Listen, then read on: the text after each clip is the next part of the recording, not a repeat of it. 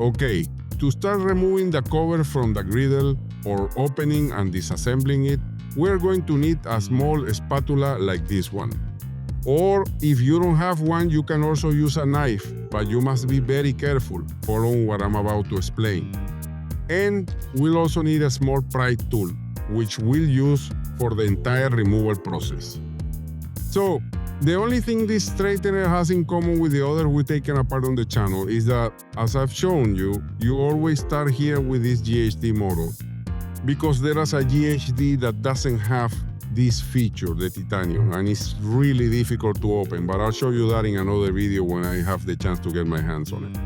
For now, we'll start here. We insert the spatula. Why do I say a spatula is better? Because of its width. A knife wouldn't fit in here. So we carefully insert the spatula from one side and give it this little push like this, and you can see that it's already opened up. We do the same on the other side. We insert it here, give it this small movement to the right or to the left, see which side it comes out from more easily, and that's it. And there we access the screw and the shaft. Okay, this is the usual procedure. You will remove this, but there's a difference here. In this case, we're not gonna remove it yet.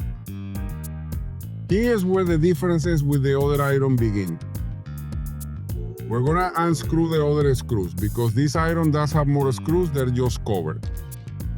So this iron is held in place by pressure. We're trying to find a space here where that fits. That's where it made the sound, where the paddle fits. What happens if you use a knife? You run the risk, since the knife is sharp, of marking the cover here, insert it, and make this small movement. Don't force it, just that movement, little by little, will go all over. The sound itself tells us that we're opening it. And look, here we uncover these two screws. In this case, notice that the iron's core enters on this side of the iron, redundant as it may seem. And these two screws are the ones used to remove the core, but since this iron doesn't have any core issues because it's already turned on, I'm not gonna open it up for now. We'll see later if we need to remove these screws, but not for the moment.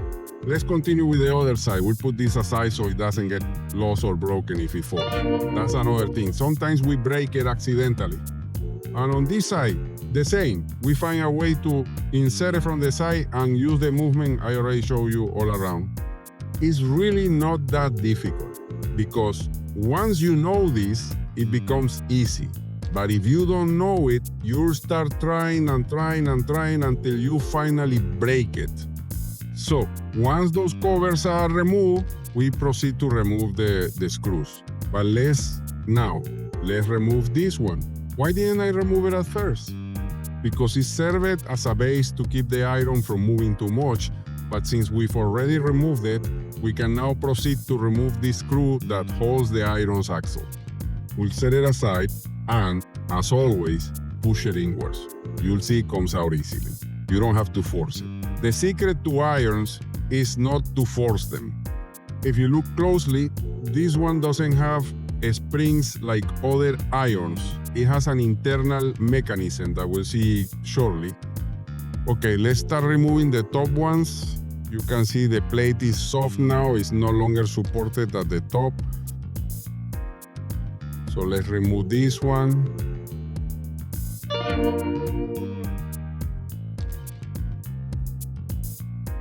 And then this one.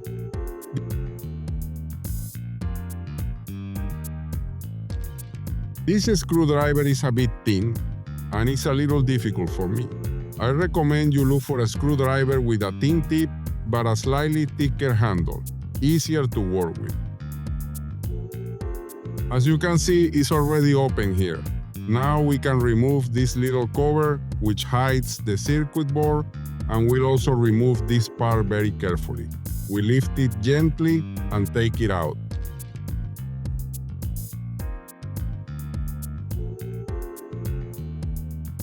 Notice that this is held in place at the front. You have to lift it slightly backward to lift it. Let's remove the other side so we can work more easily. I'll tell you how to remove the circuit board, which also has its own way of being removed.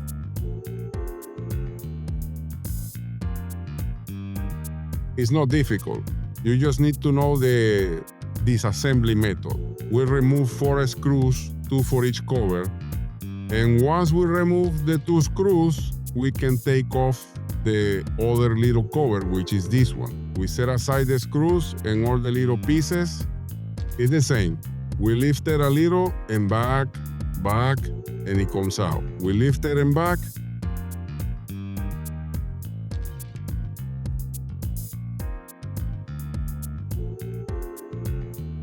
Okay, notice these little black tabs that hold the car in place.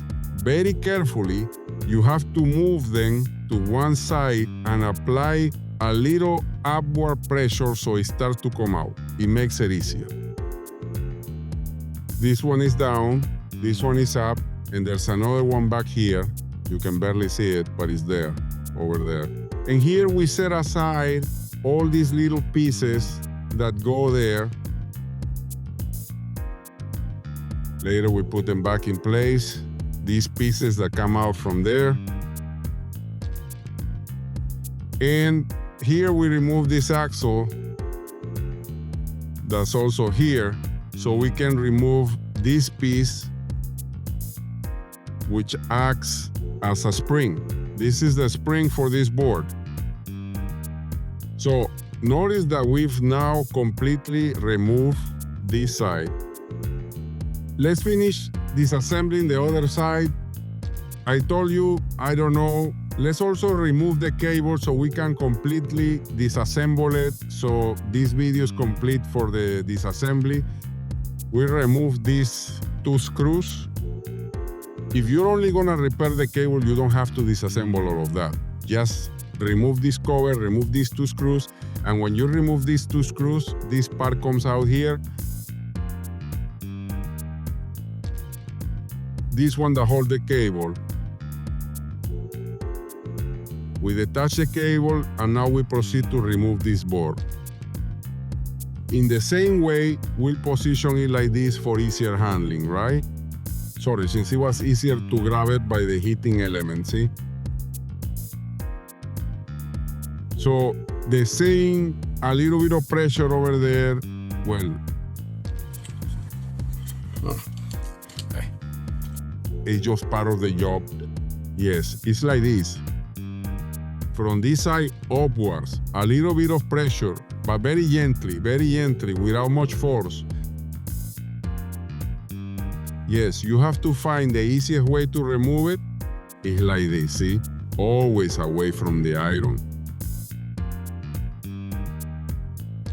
Okay, it's almost done. We just need this little bit here, all done. Notice that the power cord was attached here. And this video wouldn't be complete if I didn't show you how to assemble it. Because it's during assembly that we make most of the mistakes, breaking any part of the iron and causing it not to close properly.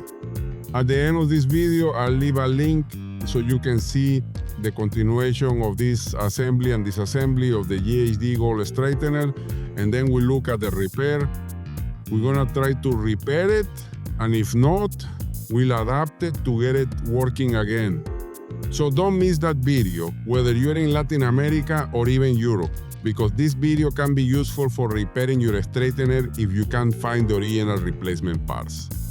And don't forget to subscribe, share, like, and thank you so much for watching until the end. Somos servicio, somos tu opción. Si buscas tutoriales de reparación, acompaña a hacer este viaje, apoyando el reciclaje. Te lo reparo.com.co